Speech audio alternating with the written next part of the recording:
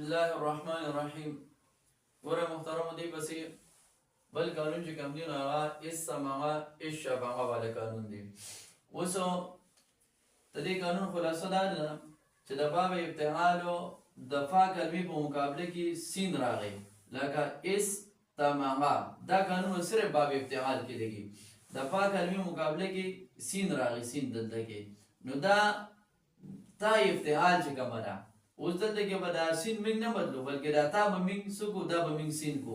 نو دا اس تماغه، نو دا تا چې کوم دی نو څه ده دا منګ سین کو، او دا سین به چې کوم دی نو بیا اس سماغه ته جوړ شو، او دا سین به چې کوم دی بیا په سین کې ورمنقم کو اس سماغه ته جوړ شو.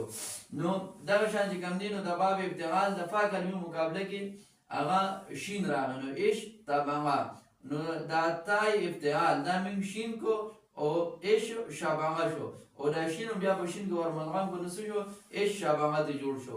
اوس کو چرمینګه دا زواجو اس تماغه او اش تماغه، نو دا جایز دی، دا ویل د دې سدي دا جایز دی، د دې دوه دا چې کوم دی نو جایز دی. او کو چرمینګه دا تا چې کوم دی نو سکړه د سین سره بدل کړل، او دا تا د کې موږ شین سره بدل کړل، نو تدې بیا د سین په سین کې ادغام دا چې کوم دی بیا واجب دی، او دلته د شین په شین کې بیا ادغام چې کوم دی نو سری واجب دی. نو لومبه خدای چې په خپل حال باندې پرې بدل پکار دی، جایز دی ویلې. او کچره داتا منګه بدل کړل نو بیا په کې دغه قانون وجوبي لګو چې دغه شین بیا په شین کې ورمنځون کو، او سین بیا په سین کې کوم دی نو سکو ورمنځون کوه.